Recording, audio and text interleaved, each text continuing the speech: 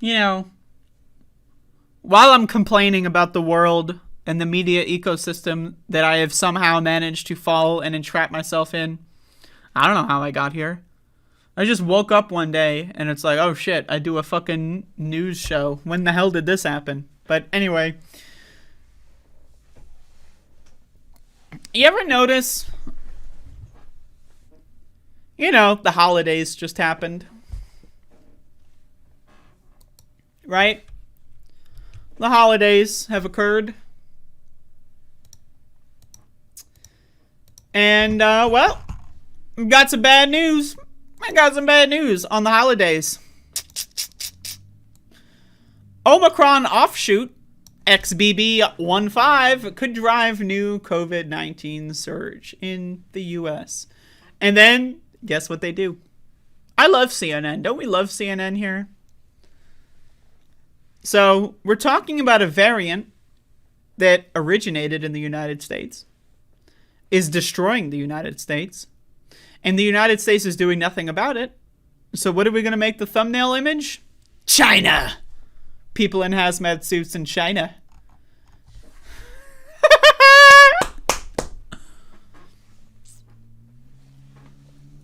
So, we're year 4, folks. Year 4. We made it. We made it. Not everyone made it. I know people that didn't. I'm sure you do too. But we, everyone listening to me right now, we made it. We made it to the 4th year of the pandemic. Great. I wonder if we're going to get to the point where we'd rather have died in the 1st year. Because I'm getting to that point.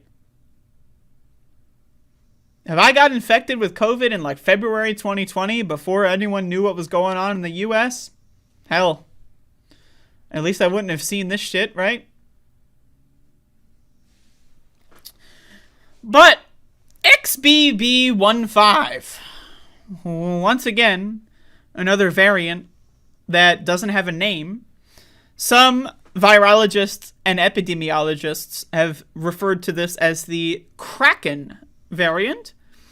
Of course, the WHO, World Health Organization, stopped naming COVID variants last year.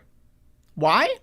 Because after the Omicron surge, they thought, oh fuck, people got scared because Omicron sounds scary. In order to reduce panic, let's stop naming them. That's what the WHO said. So now all the variants are XB, BQ, 5, 6, DQ, 7, 8, 6, 9. No one knows anything about this. But anyway, some epidemiologists have referred to XBB.1.5 as the Kraken variant. So I'm going to run with that, because at least it's something. For weeks, scientists have been watching a slew of Omicron descendants duke it out for dominance of COVID-19 transmission in the United States, with the BQs, BQ1 and BQ11, seeming to edge out all of the others and to claim a slight lead. The result has been a gradual rise in cases and hospitalizations that never seemed to reach the peaks of this summer's BA5 wave, and was certainly nothing like the tsunami of illness caused by the original Omicron strain a year ago. Is it really certainly nothing? Or is it that we just got used to it? 1 million infections every day is bad. Does that make 500,000 infections every day good? No. No.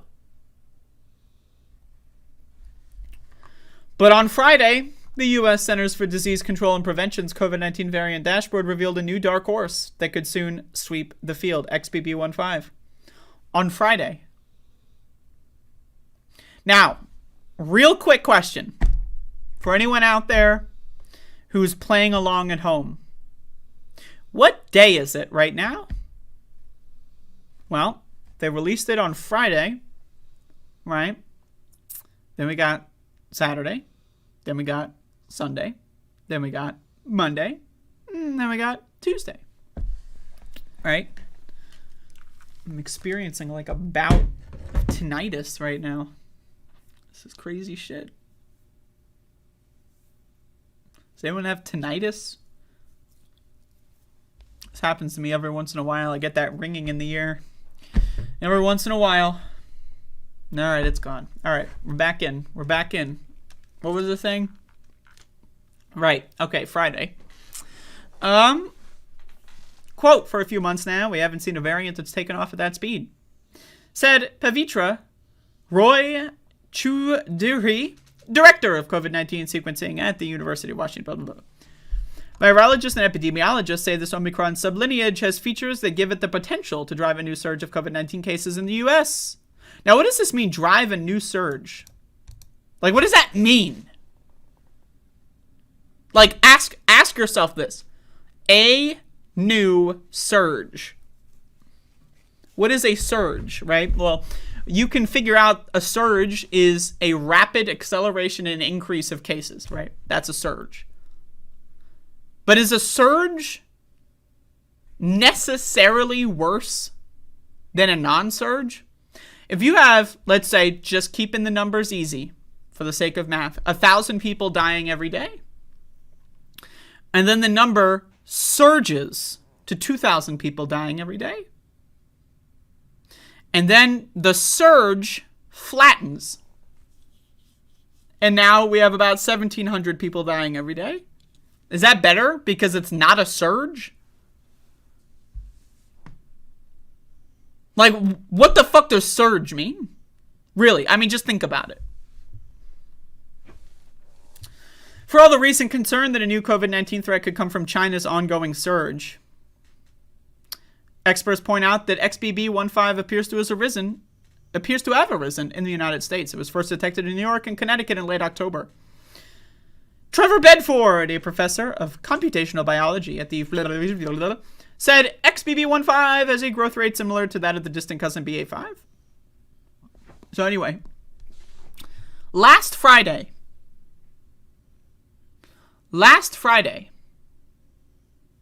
the CDC revealed that there was information on XBB.1.5. That was last Friday. Right? What day was last Friday? I don't even know. Excellent. So, very interesting. I got a Twitter thread here that talks a little bit about the CDC's information and how they gave it out and in what way. So, I've got this Twitter thread from Eric Fagel Ding, whom has been great throughout this pandemic. And they've got some interesting information here. The CDC has royally screwed up. This motherfucker loves M-dashes, by the way. Unreleased data shows XBB.1.5 a supervariant surge to 40% US. CDC unreported for weeks, and now causing hospitalization surges in New York and New England, I guess? I don't know. XBB.1.5, a new recombination strain, is both more immune evasive and better at infecting than BQ and XBB. So the real thing here that's interesting, there's unreleased data. So we got these little things here. Unreleased. Now, according to the CDC's rules, right, the CDC is supposed to be the first to talk about new variants. Now, I have a question. When is the first time you've heard of XBB.1.5? I'm curious. Chances are that there's a lot of people that have never heard of XBB.1.5 until right now, until watching this video. Isn't that crazy? So, I want to look at these dates here. Right? So I know the screenshot here is not too great, but if you look at the bottom, there's some dates, right? 12/17 is when XBB.1.5 really starts to take hold. Now, what is 12/17 and 12/10? A couple weeks after Thanksgiving, right? So we look at, this is Thanksgiving, happens right here, right? Then the virus circulates, right? 2 weeks later, we're right here. Now, once again, 1 week later, we got Christmas. So this is what we got going into Christmas. Now, did the CDC announce this in November when they immediately knew that it was higher than 1%? No. Did they announce it when it was 10%? No. Did they announce it when it was 20%? No. 30? No. 40. Fucking finally. Right after Christmas and right as we're heading into New Year's, they released that information right before New Year's Eve. As if anyone would ever see it, by the way. As if anyone's going to see it, because no one cares about what the CDC has to say. But they released this information a month and a half after they should have, after the deadline. And now, guess what? This is what we were looking at going in to New Year's Eve. Did anyone watch those amazing celebrations at Times Square? Oh, so beautiful. So brave. So brave and wonderful. Philadelphia. You ever see these major cities doing their awesome New Year celebrations? Well, those all occurred when XBB.1.5 was around 35 to 40% of the circulating cases. Now, I want to read more information here from Eric Fagelding's Twitter thread. Multiple models show XBB.1.5 is much worse in transmission R value and infection rate than previous variants. Faster by leaps and bounds. JP Weiland did some earliest models on XBB.1.5. Watching data in New York, it has grown worse nationwide. So, these are comparing it to all the other variants that we've been talking about through the 2022 year. Now, again, BA5 probably had the highest press with BQ, BA2, and then we have BA2.12.1, whatever the fuck, right? These names are fucking stupid, by the way. But anyway, so BA5 is part, I believe, of the bivalent booster shot that only 15% of Americans got. Well, you know, XBB is going way ahead of that. Look at this. So again, charts here. Percentage weekly case increases. Now, we can see all of these guys are hanging out down here. Pretty bad. Pretty bad, right? But XBB.1.5 is in a totally different tier. It's in a totally different league. It is way worse. As you can see, way more infectious, way higher R transmission value, which that means how many people you get infected with COVID, how many people are you going to give COVID to? If you're an American and you walk around and participate in American economy without a mask on, chances are you're going to give COVID to 30 or 40 people every time you leave the house. At least, probably. Right?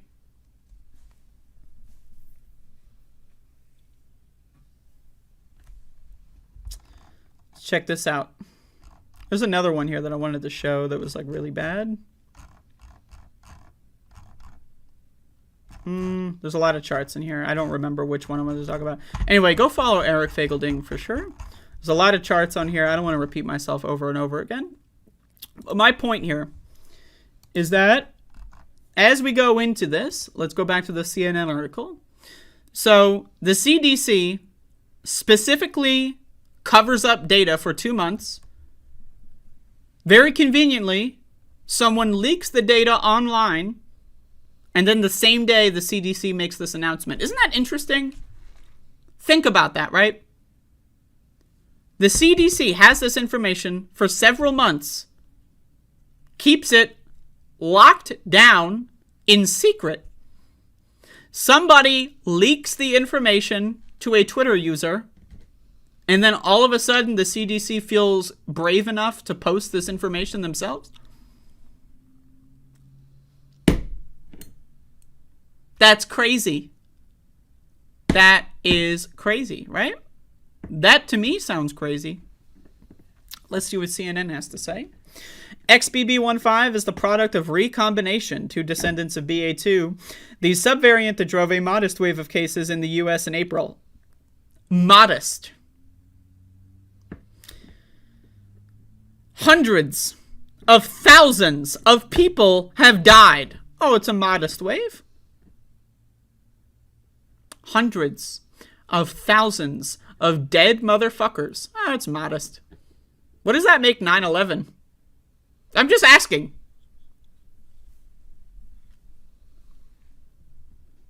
Is 9/11 modest? A modest terrorist attack. What about polite? It was a very polite terrorist attack. They only killed, what, 3,000 people? Showing humility. So brave. Modest? Interesting.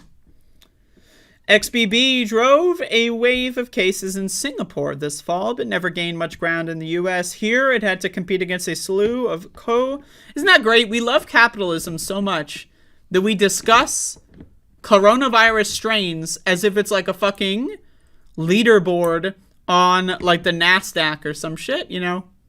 Oh, fuck.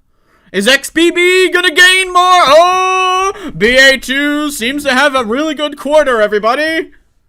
This is how we talk about COVID. Are we gonna do anything to prevent it? No. Oh, we're gonna talk about it like it's a goddamn horse race.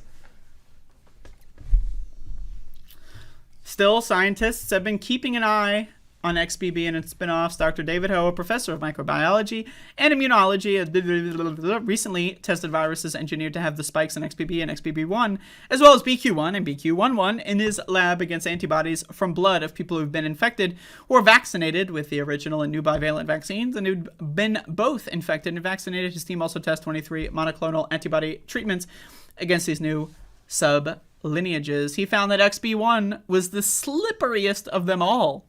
63 times less likely to be neutralized by antibodies in the blood of infected and vaccinated people than BA2, and 49 times less likely to be neutralized compared to BA4 and BA5.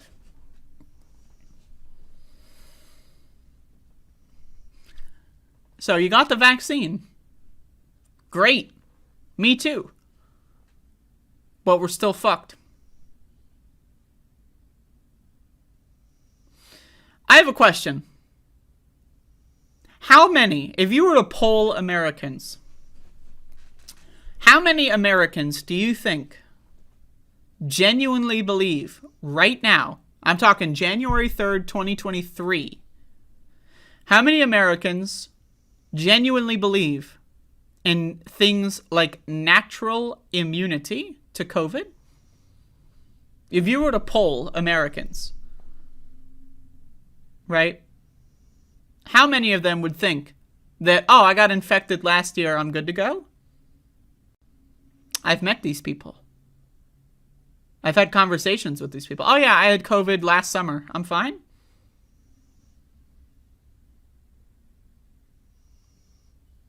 I wonder if there is a poll on that I haven't seen. Someone look for it. I'd love to know. In terms of immune evasion, Ho says these variants have shifted as far away from the antibodies we have made to use against them as the original Omicron variant was from the COVID-19 viruses that preceded it roughly a year ago. He calls these levels of immune evasion alarming and said that they could further compromise the efficacy of COVID-19 vaccines. His findings were recently published in the journal Cell. Ho said Monday that XB.1.5 was the same story in terms of antibody evasion as XBB.1, which means it has the potential to escape the protections of vaccinations and past infections. It is also resistant to all current antibody treatments, including Evishield.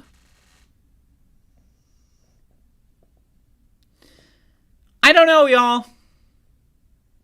Now, this is the one segment, this is the one topic. Well, there's a couple, but this is a major topic where I deviate from everybody else in the scene. You know, whatever scene you want to place me into, I'm not going to New Year's parties. I'm not going out with my family. I'm not going over people's houses. I'm not hosting live events. Why? There's a pandemic. There is nothing normal about any of this garbage. There's nothing normal about Thanksgiving. Thanksgiving fucking sucks. There's nothing normal about, oh, it's Christmas, I have to go see mommy and daddy. Do you? Oh, it's Christmas time, you have to go see mommy and daddy? Really? Wow. Now, again, I made a lot of these videos in November. Here we go again. Christmas, Thanksgiving. Everyone's going to kill each other. And here we are. You know what? Some people would call that magic. How was I able to predict the future? Is this Next, starring Nicolas Cage? No, it's not. It's just that, with basic logical reasoning skills, I can read news and information and be able to project how I think these things will react in the future. Now, I don't like the holidays. I don't like my family. There's very few people in my family. I can count them on my hands. I can count them on one hand that I actually enjoy. And you know what? I'm not going to kill them for a game of Uno. I'm not going to kill myself for a game of Uno. I'm not going to go over their house and have a good time and eat some good Christmas dinner and then go home and then get killed from a virus. I'm not going to do that. Why? Because I'm not a fucking moron, but we live in America. We live in America, folks. America. In addition to being highly immune evasive, XBB.1.5 has an additional trick up its sleeve that seems to be helping to fuel its growth. It is a key mutation at Site 486, which allows it to bind more tightly to ACE2, the doors the virus is used to enter our cells. Quote, the mutation is clearly letting XBB.1.5 spread better. Jesse Bloom wrote in an email. This mutation was first flagged by Bloom, who studies the evolution of viruses and viral proteins, as one that could be important for viral fitness. Quote, it's got a better ability to get into cells. Still, experts say it is hard to know how much of XBB.1.5's growth can be attributed to properties of the virus and how much simply to good timing. Coming out of the holidays, during which time people are more likely to travel and socialize, gives any infection, whether it's the flu, COVID-19, or RSV, more room to run. Isn't that crazy? Like, I know. It's easy for me. It's easy for me. I fucking hate my family. So, I don't feel compelled to go hang out with these fuckers, right? But, like, I'm just, out of my own curiosity, I'm out of touch. I'm not going to lie to you. Over the last couple of years, the last year specifically, I'm out of touch. I don't have normie friends. I don't have friends. I don't have normie friends, let alone friends, right? I don't talk to normal people. Why? I don't want to. What do I gain from having a normie friend other than just touching base with them as a way to understand how stupid Americans are, which is a transactional relationship, which means they wouldn't be my friend. They would just be someone I use for information. But, so as of that, it's easy for me to say, fuck the holidays. But, I got 30-something viewers here. So maybe y'all can get me a little in touch. Did anyone in my chat, now, I don't want to tell you that you're a suicide bomber who's worse than a 9/11 hijacker if you were going out for any of these holidays. If you're going out to see your family, if you're watching this and you feel bad or whatever and you don't want me to call you, I won't call you the 9/11 hijacker, okay? I promise. I'll be nice. But if anyone who knows someone, like any anecdotes, if you have anecdotes that you know someone who traveled, because I've heard a lot of anecdotes, friend of a friend of a friend, friend of a friend of a friend of a friend, something I saw on Twitter. right, of people, they're surprised. Wow, Thanksgiving happened, I got sick. Christmas happened, I got sick. Wow. They're surprised. Took them by surprise. They didn't see it coming. I know. I really...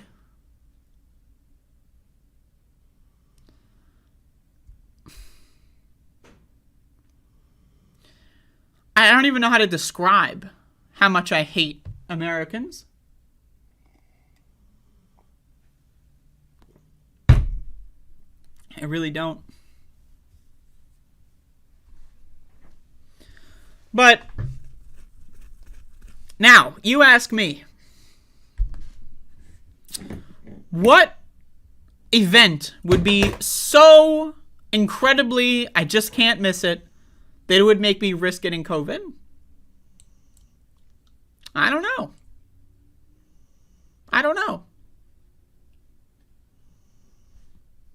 But what I do know is it's certainly not fucking Thanksgiving.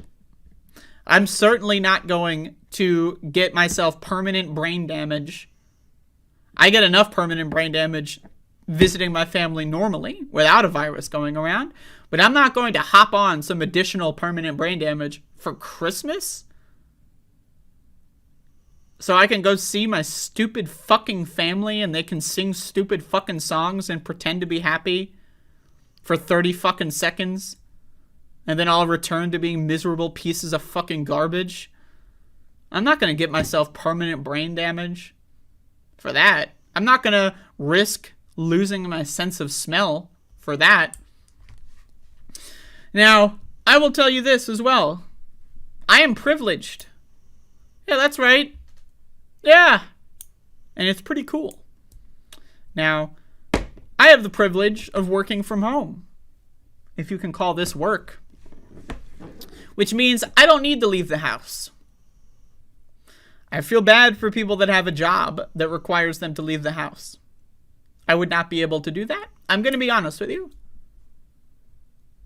I couldn't do it. I couldn't do it. So, if you can, if you're capable, you are stronger than me. But, how many Americans go to work every day, go inside an office, a warehouse, a factory, with other people that don't wear masks every day? Every day that you punch in the clock at Wendy's is a super spreader event, when you really think about it. And so, and once again, do you remember 3 years ago? Remember the essential worker shit?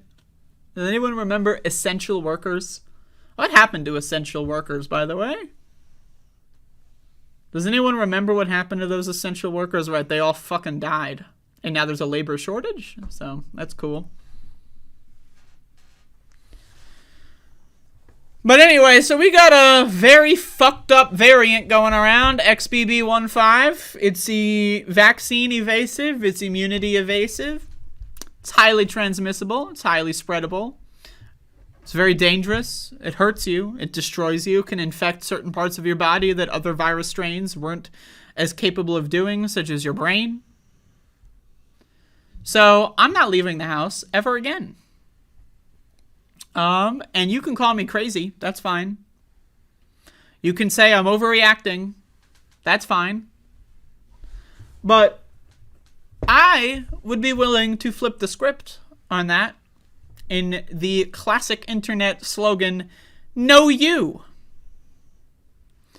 I believe that if you believe that Christmas and Thanksgiving is so important that it's worth murdering hundreds of thousands of people, that I think you are overreacting.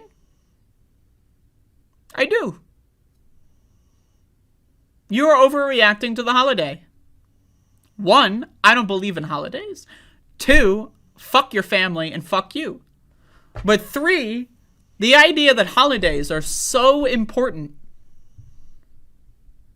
that you're willing to go along with the mass slaughter of hundreds of thousands of people, most disabled people, most likely service industry people, just to go see your stupid fucking family. We talk about essential workers. essential workers. You know what's not essential work? Restaurants. Sorry. Now, carry out, you want to knock on the door, punch your ticket, get your bag, I'm in. But think about, Americans are so boring. And I want to say this, capital B, capital O, and the rest of them, boring, that the idea of a good time is sitting in a fucking restaurant eating overpriced food and not being able to watch television. That's Americans' idea of a good time. Americans are so fucking boring, and I want to be very specific. I do not mean bored, as in they are bored and therefore they want to go out to eat at a restaurant. I mean they are boring, as in you literally can't think of anything better to spend your time on. Like, Jesus fucking Christ. Why are people going to restaurants? Because they're fucking stupid.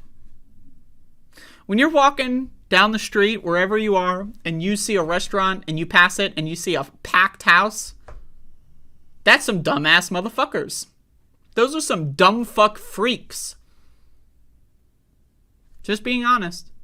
Now, if a restaurant has outdoor seating and the tables are highly spaced away and there's like fans and shit or whatever, or circulation, whatever, I don't know what's going on. Are they fucking stupid? Nah, but they're pretty stupid. I don't know if I'd say they're fucking stupid though. But I'd also want to say this. I do not have an autoimmune disease.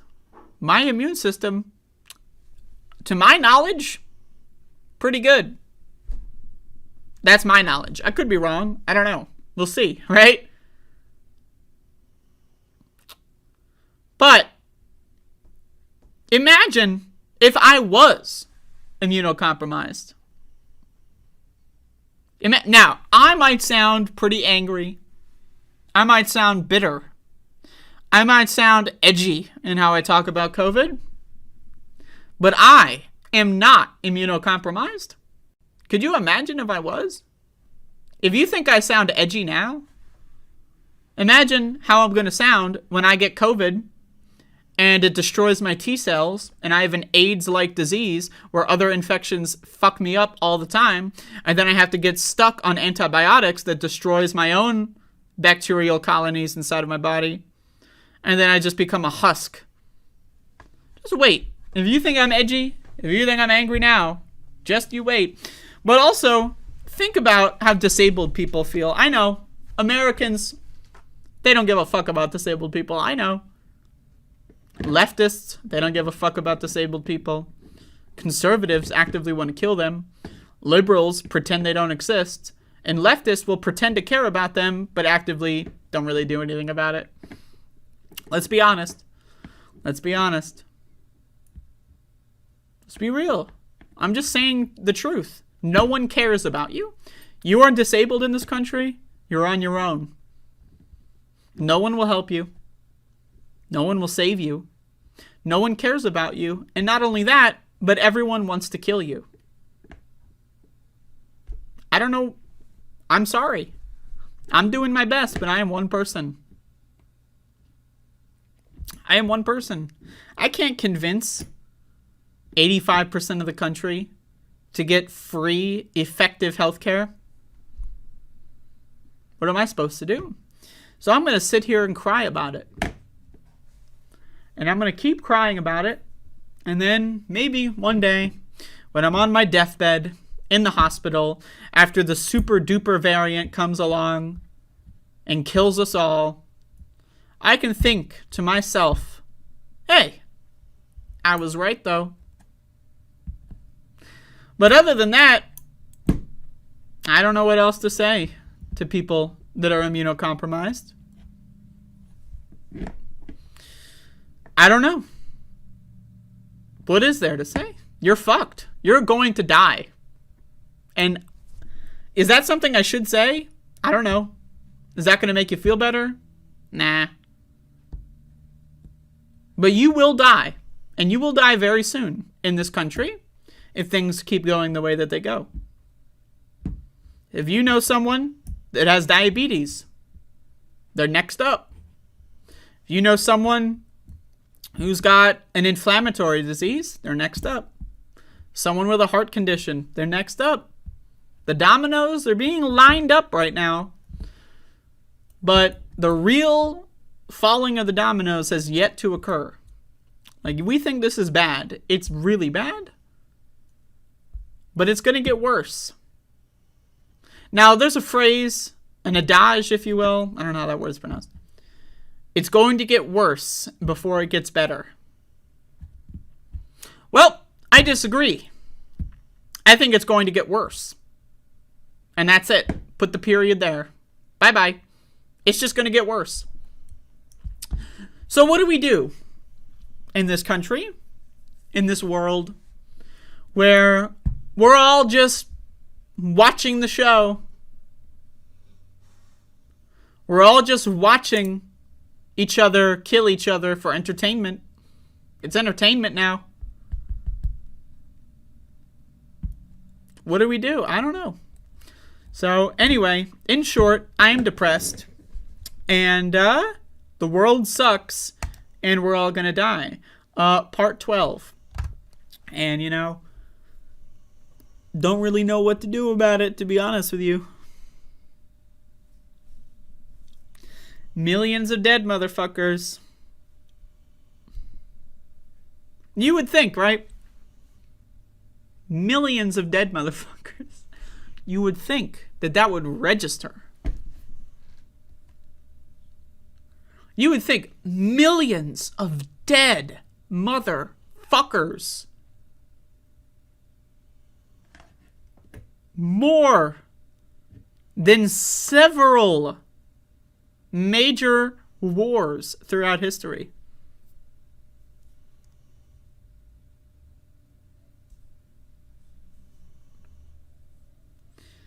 We're all dying. We're all being poisoned. But you still got to go to work. And for me, in my own personal hell, fucking crying on stream, this is my work. It's part of my work. I have a couple things that I am up to, but so I'm gonna do my best to keep people sufficiently distracted while the apocalypse destroys us all. But anyway, that's my COVID segment. So there you go.